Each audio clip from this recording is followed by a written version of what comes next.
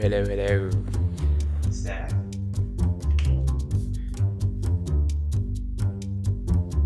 Okay, what's up, guys? You're back with Steph and Dennis. Obviously, it's just me today. We're actually doing a money chat, and as you can tell from probably the thumbnail, money is something that's super important to me and something that we talk a lot about on this channel. So, in the past couple weeks, or I guess couple months, Steph has done a few money chats and I haven't really been a part of them because I'm usually asleep in the mornings. You know what's funny? I was actually supposed to wake up super early this morning and film this video, but I unfortunately could not get myself out of bed.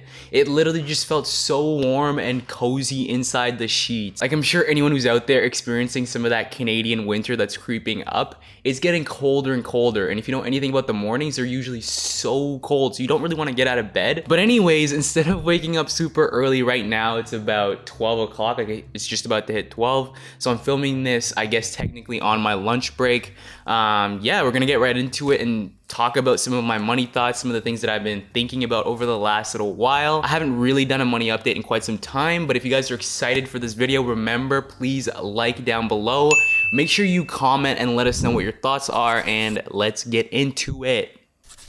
All right, guys, so I kind of want to kick things off by talking about 9-to-5 jobs, income, and what I would call an earning ceiling that you will eventually hit, or you'll realize that you're eventually going to hit it at some point in time. So I've been having a lot of conversations with a bunch of different friends, a bunch of different coworkers, and for the most part, there's a general consensus for people that are around the same ages as me. And that's this whole feeling of not making enough money. And if I look at it from my perspective or from the perspective of the industry that I work in, we put in a lot of hours. And if you were to do the calculation, the hourly rate doesn't necessarily correlate to the amount of money that you're getting at the end of the day. But once again, that's what you sign up for, because eventually the idea is that you will at some point exit into a job that does pay you more at a higher level, much quicker than someone else, or you'll work your way up in the organization and you'll get to a point where you're now involved in the profit sharing of a lot of the business that you would be involved in bringing into the business, right? And all of that sounds great in theory, but we all know what the day-to-day actually looks like, where you're having to grind,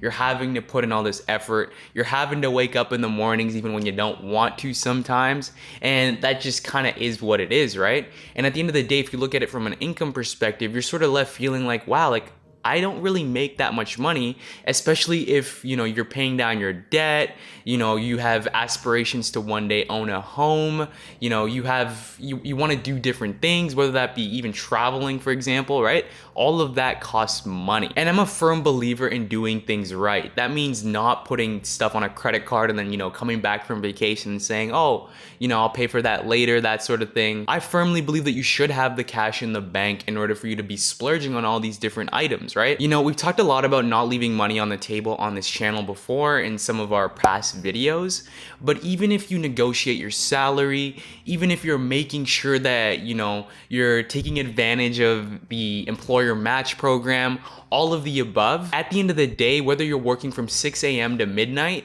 from a financial perspective, you're still earning the same amount of money, especially if you're a salaried employee. And I'm really glad that I'm able to talk about this, because after speaking to some of my friends over the last couple weeks, I'm realizing more and more that I'm not the only one who does feel this way, right? Like, I'm not the only one who feels the hit when you're living in a city like Toronto and your starting salary is like 50, even 60K, right? Like, it takes a lot to live in some of these places that we're from, that we call home. In our last morning work routine video, I asked you guys to give me some recommendations on good podcasts, and I'm slowly going down the list, and some of them have been really, really good. Like, we're talking gold. So thanks again for that. But something that I've been noticing from a bunch of the different podcasts that I do listen to, or anyone who's quote unquote made it, in the sense that, they don't rely on a 9-to-5, or they don't necessarily rely on a traditional job for their income, something that they've all been talking about is how COVID has really accelerated how people view their jobs and in general their working lives. This is sort of a funny example, but we could look at two different companies on two different ends of the spectrum, if you could say. So you could look at a company like OnlyFans, and you could also look at a company like Quibi, right? So if we take the OnlyFans example, they're a company that was around for quite some time, but COVID really accelerated their ability to, market and get a bunch of different people on their platform, right? They literally just like blew up during during the pandemic, because you had all of a sudden you had all these people who probably wouldn't even have thought about being on the platform before that were now moving towards the platform because they could in exchange get money, right, from the comforts of their own home, which they had to be because some of them were potentially laid off from their jobs, right? But on the flip side, if we take a look at a company like Quibi, sure, they had a flawed business model and they definitely had a lot of financial backing to do some of the things that they did. If you take a look at how much money they poured into getting their content to market, right, during COVID, I know we're still in COVID, but like the initial stages of COVID, right, they spent a lot of money, whether it be on that or whether it be on branding and marketing for their platform, right? And they even had so many big names that they were just throwing money at, right? So the reason I bring up these two examples is because you have two different extremes. You have a company that's really doing well in the heat of COVID, and then you have a company that had a lot of money that was geared to do really well, but then fell face flat and had to shut its doors down essentially. So for anyone who's probably wondering why I'm even bringing this up, trust me, if you keep listening to the video, it'll all come full circle and you'll understand why we're even talking about, acceleration during this whole COVID period. All right, so when I say I worry about money, there's a couple things that I want to break down here. Number one, I don't compare myself to the status quo. And number two, the reason that I do worry about money a lot is because I do tie it to my own success, as I'm sure a lot of people out there do as well. So before I even mention the rest, let's just break those two down first. So number one, I don't compare myself to the status quo. This means that I don't want average financial success. So when I say average financial success, that means working in a role for, X number of years, probably 20, 30 years, and working your way up, getting to a point where you're at a senior level, you're finally making, your 100K plus a year, hopefully, right? From my perspective, you're still financially successful, but you still have to wake up tomorrow morning and you still have to worry about, the impact of you potentially losing your job and what that could have on your family. I do not want that to be dependent on my one career. And I also want to point out that the longer that I work in this corporate environment, the more that I realize how much it actually takes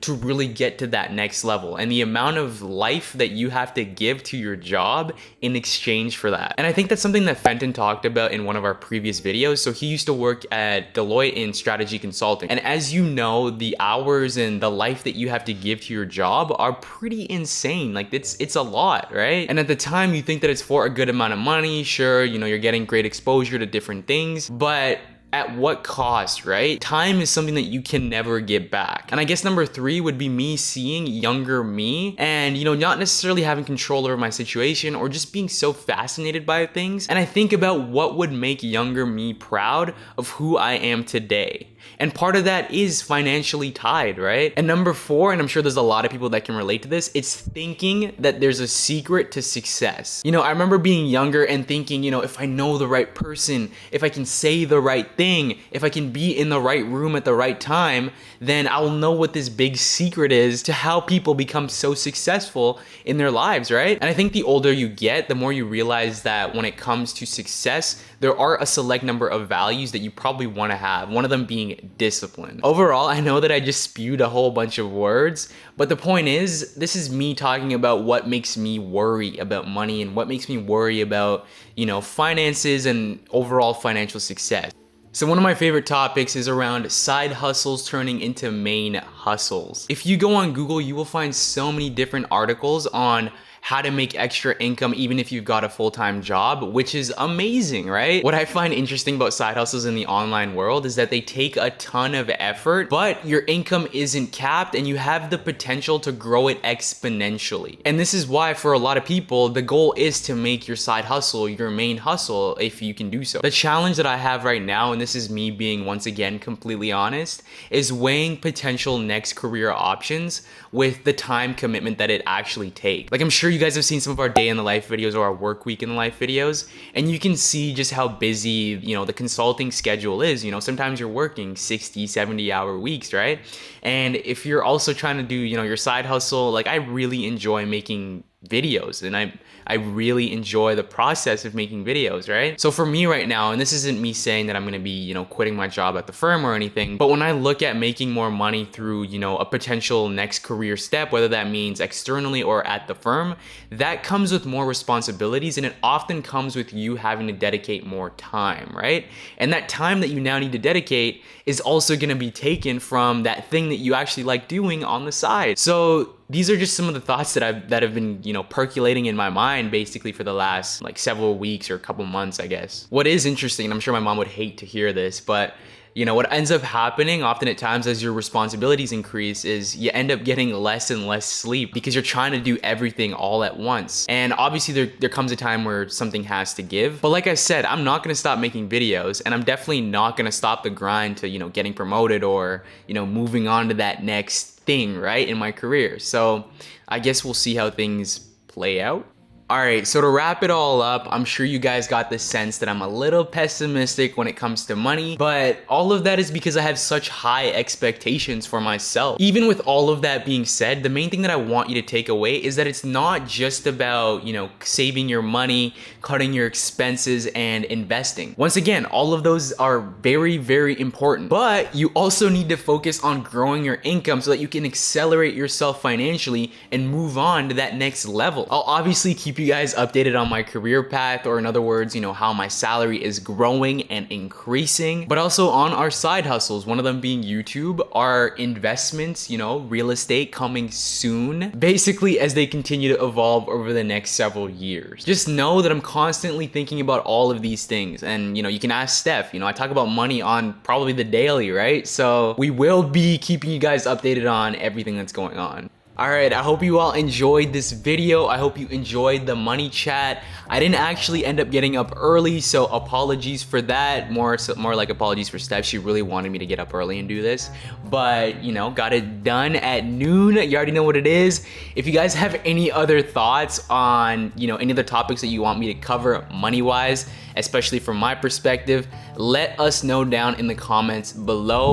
And once again, thank you guys for those podcast suggestions. I'm loving it. I think a couple people suggested Freakonomics, suggested I Am Athlete, a couple others in there. Obviously the Graham Stephan podcast that he does with Jack. Yeah, we got all that. Anyways, if you guys haven't checked out some of our other money chats, our other videos on money in general, check them out next door. And remember to like and subscribe down below, and we will see you next week, same time, same place. You already know. Let's go.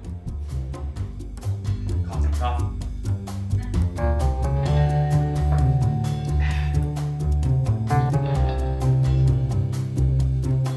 Okay.